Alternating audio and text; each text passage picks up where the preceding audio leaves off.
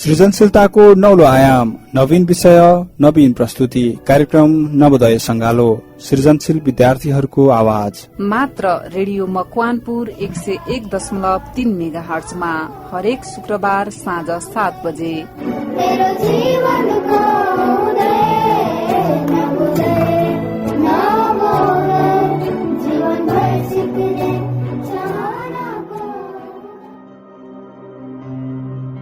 Good evening everyone. Today, we students of Navodaya are back with another episode of Navodaya Sangalo. You can hear us every Friday at 7 p.m. on Radio Makwanpur 101.3 MHz. In the previous episode, our friends talked about the importance of literature and how it inspires us. In today's episode, we are going to discuss the monsoon season and different natural disasters related to it in the context of Nepal. So first of all, let us introduce ourselves. Hello everyone, this is me Oshika Subedi, a student of grade 7B studying in Navodaya Sisu Sadan. Hello everyone, it's me Bihani Thapa and I am a student of grade 5B from Navodaya Sisu Sadan. So hello and namaste everyone. My name is Suesha Thapa. I am a student of class 7B in Navodaya Sisu Sadan. Hello everyone, it's me Brishti Jaiswal. I study in class 6B from Navodaya Sisu Sadan and I'll be hosting this episode. Hello everyone, it's me Bidusir Makai from class 7B and I am also a student of Navodaya Sisu Sadan. So friends, today we'll be discussing the monsoon season in Nepal and also about the natural disasters related to it. Okay, so now let's talk about the monsoon. Are you guys familiar with the monsoon? Yes, I think we are. So, what do you think about the monsoon?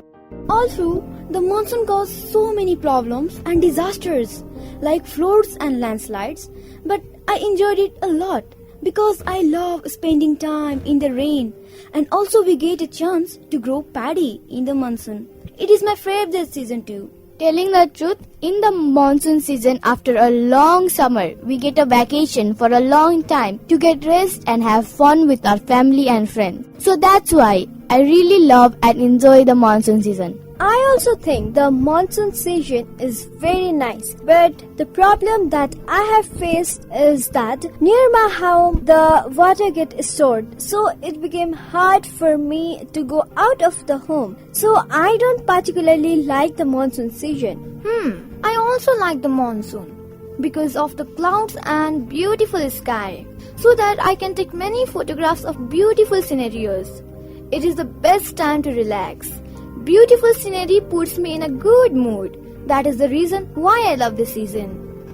Monsoon helps in many sectors like agriculture and it increases temperatures. So it is good as a season change. But somehow it brings heavy rainfall which cause floods and landslides. But it is interesting to experience rain and enjoy it. Okay, I think monsoon in Nepal is a great season as it brings heavy and long rainfalls, which is a boon for Nepal's agriculture and biodiversity. A monsoon is a seasonal change in the direction of prevailing or strongest winds of a region. Monsoon always blows from cold to warm region. I think most of you do like the monsoon season. So, let's talk about how the monsoon arrives and why it is so important for us. Okay, so monsoon enters Nepal from the Bay of Bengal through eastern part of Nepal. A good monsoon brings economic prosperity for the whole country and boosts the economics as agriculture. It is a major part of our economy and according to statista.com, it contributes around 23.13% of the total GDP of the country. Of course, it is very necessary for our agriculture. I think this part of the year, that is the rainy season, is also known as the monsoon. Yes, Bristi.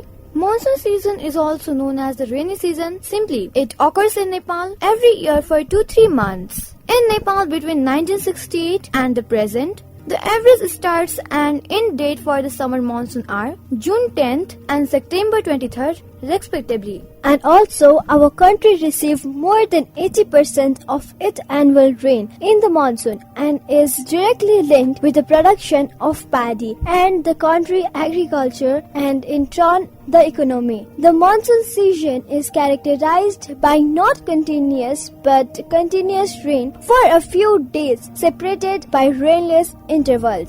I think we all agree it is absolute immense for our agriculture. However, I think it is also associated with natural disasters, especially in the context of Nepal. We can hear daily about the landslide and flood that occurs in many parts of the country, and also the loss of life and property it brings with it. As I have understood, due to the excess rain during the monsoon season, disasters like landslides and floods frequently occur in various parts of Nepal.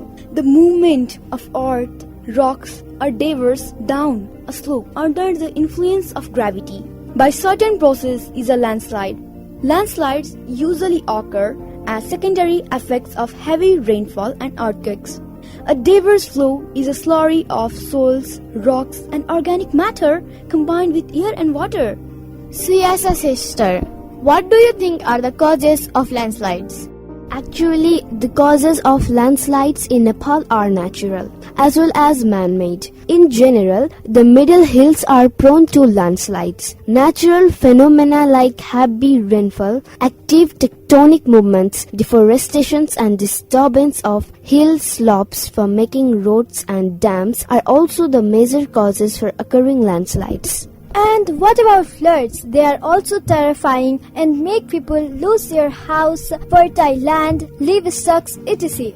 According to the experts, the topographical feature of Nepal is mainly responsible for the flooding. Flood is caused by heavy precipitation which may occur at any place except the high Himalaya region during the monsoon season. Overflow of water in the river banks and erosion of land along the river banks causes loss by damaging irrigation and communication facilities and fertile land.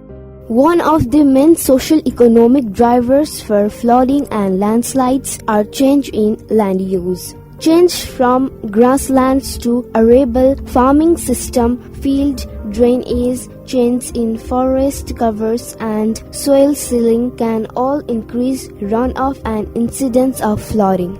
Yes, such phenomena have caused loss of life and property in mountainous areas of Nepal and have posed several hazards to physical infrastructures like roads and bridges. Floods have disrupted the social and economic development of many parts of the country. I think Nepal faces this kind of problem in every monsoon, which has caused such huge loss of property and life in the past. It is sad to hear so many people facing such trouble each and every year.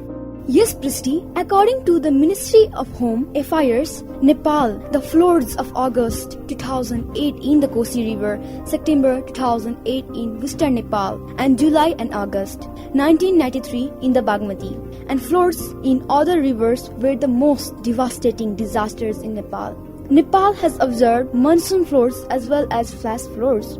Rainfall variability, topography, deforestation are the major factors contributing to the floods in Nepal. The recent floods in Melansi and Chitwan are also example of how devastating these disasters can be both in terms of loss of life and property. Also, according to a report published on the website ReliefWave on 31 May 2021, flood and landslide affected 40 districts across the country, especially in Tarai and hilly region due to heavy and continuous rain during the monsoon season in 2020. A total of 360 people lost their lives. According to the NRCS, in a tier rapid assessment report, 23,478 families and a total of 1,17,390 people were affected due to the disaster. Furthermore, 5,125 houses were destroyed and 7,457 houses were partially damaged. Out of the total affected families, around 7,000 families were temporarily displaced in landslide areas, but there was no impact on their houses. This is a really horrible scenario. I just got scared just by imagining it. So, what what do you think we can do to minimize the risk? Everyone talks about afforestation, embankment, etc. However, we go through the same problem each year. Obviously, we cannot stop disaster completely. However, we can take the proper measure such as afforestation should be promoted and intensive grazing by domestic animals should be avoided. Bidusi sister, I know afforestation is a good thing, but I was wondering how the tree helps reduce and prevent soil erosion and landslide. Okay, let me tell you. According to a study published by the Food and Agriculture Organization of United Nations, trees helps in controlling and preventing landslide by strengthening soil layers and improving drainage. I have also read that the deep-rooted trees and shrubs can reduce the occurrence of shallow, repeatedly moving landslides. Forests can also play an important role in reducing the force of landslide and blocking diverse flow and rock falls by forming a physical barrier against sliding and falling material. In shallow, soil's roots may penetrate the entire soil mantle, providing anchors into more stable substrates, and dense lateral root systems also stabilize soil surface layers against landslides. Also, the transpiration from extensive tree canopies can also decrease soil water content and reduce landslide risks. Although woody vegetation may help prevent shallow landslides, forest cover has a lesser effect on deep-seated landslide, limited to soil drying through evapotranspiration. Forest on or rapidly weathering bedrock, perched water table, point of geographic convergence, or very steep slopes, and those opened up and exposed to gulling usually have higher level of landslide hazard. In cases of continuous heavy rainfall or earthquakes, the increased stability that trees provide is more frequently neglected. Yes, also the activities within these high-risk zones should be avoided or minimized, particularly if it involves forest clearing. Land uses that increase slopes instability include logging, road and trail constructions, and forest conversion. As is observed frequently in many parts of Nepal, roads contribute the largest landslide erosion losses compared to other land uses. Of course, much of rural Asia upland roads are built without adequate attention to engineering standards and often without adequate drains. Bihani, you are correct. Moreover, mid-slope roads constitute the highest landslide risks due to subsurface water interception, overloading, and undercutting of slopes. Removal of forest on sloping land reduce rooting strength for up to 2 decades even with subsequent regeneration. In temperate climates, landslide risks begin to increase when roots decay at around 3 years after timber harvesting, and susceptibility remains high until around 15 years when regenerating roots mature.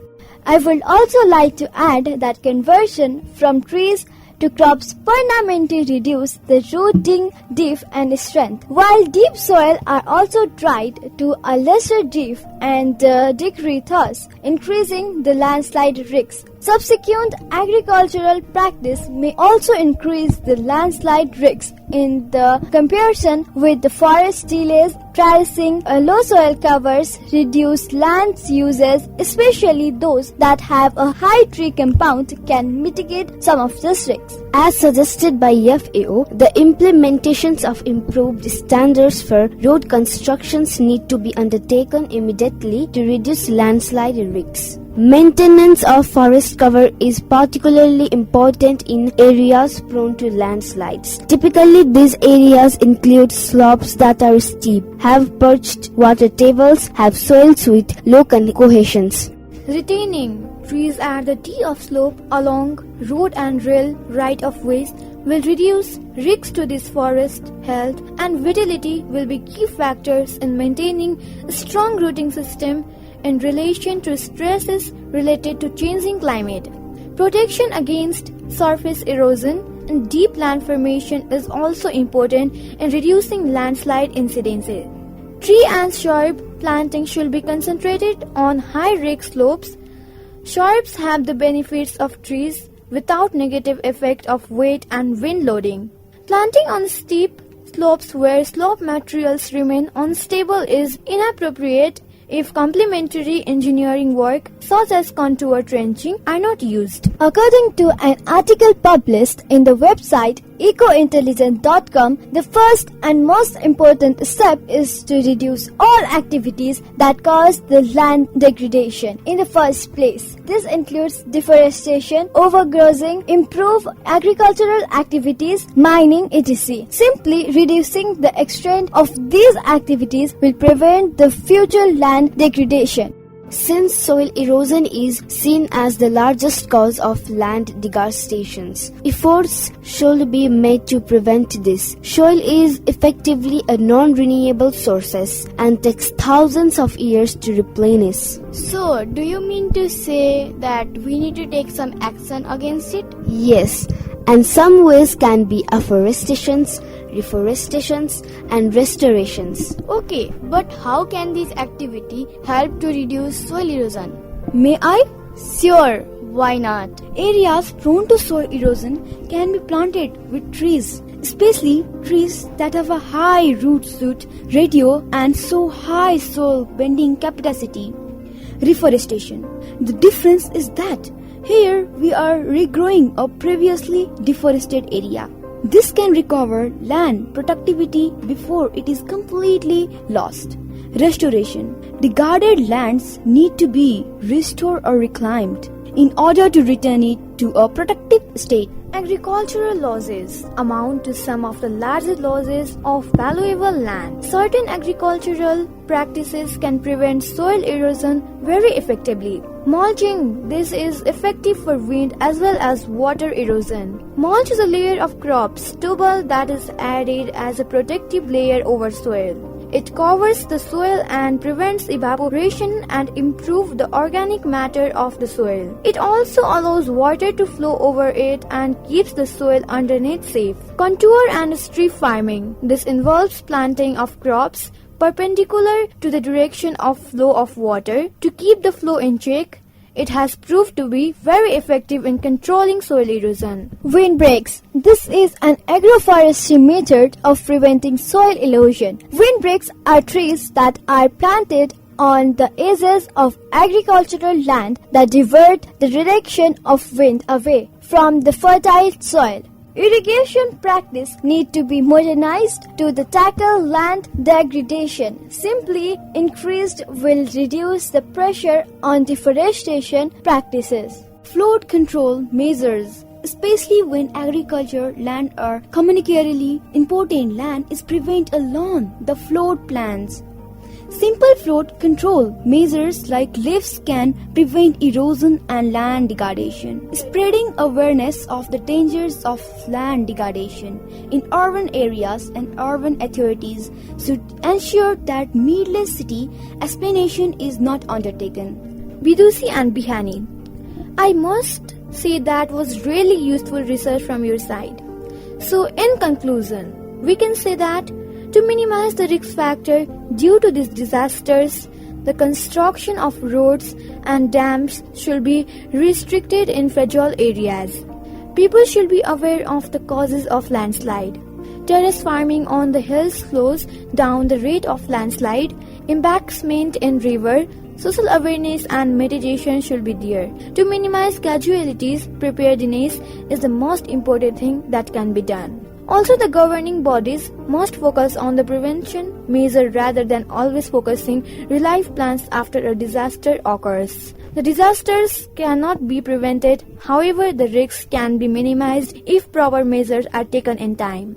And also as students, we can encourage our friends and family members to promote afforestations, support organizations who are working for disaster management, and conduct different types of awareness programs. We can say monsoon is a boon for us. However, we should not overlook the force of nature. Sustainable development, afforestation, and awareness program are the best possible way to minimize the risk factor. Okay, now I think it is it for today.